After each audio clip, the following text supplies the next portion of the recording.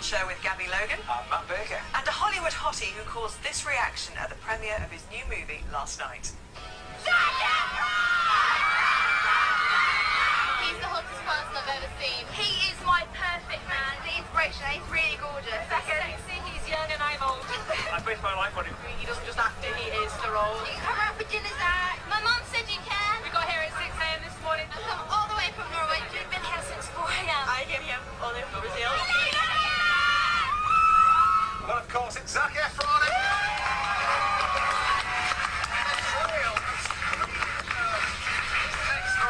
Zac, do you ever get used to this attention? No, well, that was pretty surreal just now. That was I never get to see that because I'm up there. There was gonna scream. Do you feel slightly guilty? Somebody came from Brazil to see you. I mean, you I know. I hope I that's said a lot of hi. pocket money. Yeah, I know. It's incredible. I can't believe it. Well, they love you, and we're so glad you're here as well. And we're looking forward to talking to Zac about his new movie, Me and Orson Welles, a little bit later. It's great. Thanks, Gasol. We absolutely loved it. But first, tonight is the night where you'll see Adrian or Christine take time out from their breaks to have cold, wet sponges and gunk hurled at them, all in aid of children in need. Well, Rabbit's here for a chat about that in just a moment. But first, lines for our Children in Need challenge are now closed. But if you continue to donate, the money will go to children in need, and we will be revealing the result a little bit later on. Now, poor Mick there, he had a devastating time. What kind of support did he get from his employers? Well, his company did pay him for a year and a half in the hope that he would get better and well enough to come back to work, but sadly that didn't happen. He's still disabled. But he is getting a lot of help from victim support, so hopefully he's making a slow and steady recovery. So get well soon, Mick. I mean, it is an incredibly dangerous job. You do wonder why anybody would do it, but of course I'm sure they get special training to deal with it. But Mick looked like he was doing all the right things there. I know. I'm not sure it's a job that I'd want to do. I don't think anyone would say they do it to. It is an incredibly dangerous job. You do wonder why anybody would do it, but of course I'm sure they get special training to deal with it. But Mick looked like he was doing all the right things there. I know. I'm not sure it's a job that I'd want to do. I don't think anyone would say they do it to get paid like a Premiership footballer, but it's something that is very rewarding. They enjoy the job, and it's something they're all proud of doing. But they do get training. They do get told, how to deal with situations. We spoke to the companies about the specifics of that, and they didn't really want to tell us too much. You can understand because we don't want that information getting into the wrong hands. It just, it seems kind of pointless. He made a point of turning around and showing them he was no threat, clearly not armed, and still they went ahead and did it. Is there some kind of gang culture behind this, that they're sending out messages? Well, a lot of the time the people that do this are just that. They are from gangs, and they're so pent up, and the adrenaline's flowing, and they go in there to use violence on someone. So if they just hand over the goods, sometimes they just go through and do what we saw on poor old Mick there. It's horrific. And Zach, would guards like that be security guards be armed In America? I think so. You're right. Yeah. You have plenty of armed robberies, do you? Yeah. Oh, I'm sure. I don't know the exact specifics. Sure. How does it compare? Do you know the rates? I mean, does being armed help?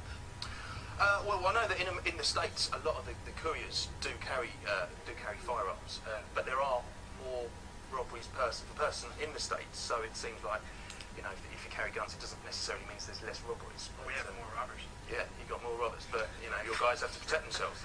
Yeah, so exactly. I don't know what the answer is. Okay, thank you very much, Rav. Next Thursday is, of course, Thanksgiving. Zac, a big day for all Americans. Will you be here? Will you be home? How are you going to celebrate? Man, I'll be home. Hopefully I'll be with my family. We have a pretty big ritual that we do. Well, we thought we'd like to make you feel at home here. Oh, really? Yeah. We've done something rather special for you. We've got you a bit of pumpkin pie. Oh. And you can have your big pumpkin here. Great. And Yes, fabulous. It's been cooking all night. we'd like you to actually taste it, though. Oh, really? Yeah, please, if that's okay. Just a little bit, just to let us know how Fabio's cooking is. And Yeah.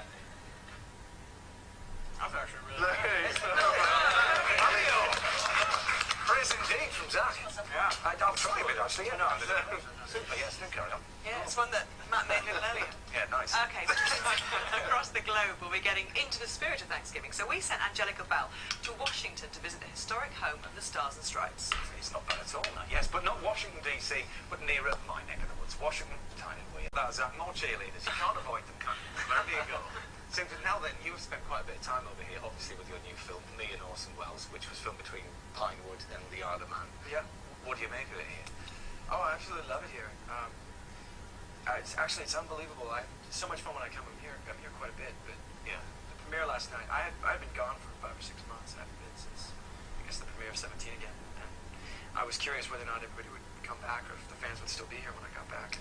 Yeah, they came out full force. Oh, they're still here. It was Oh, great. yeah. We both really enjoyed the film. You saw it last night, didn't you? I saw it yesterday as well. And it's the story of a 17-year-old Richard who meets Orson Welles and then manages to persuade him to give him a part in his play, Julius Caesar. Yeah, Orson. And your relationship, your character's relationship with Orson, what's that all about?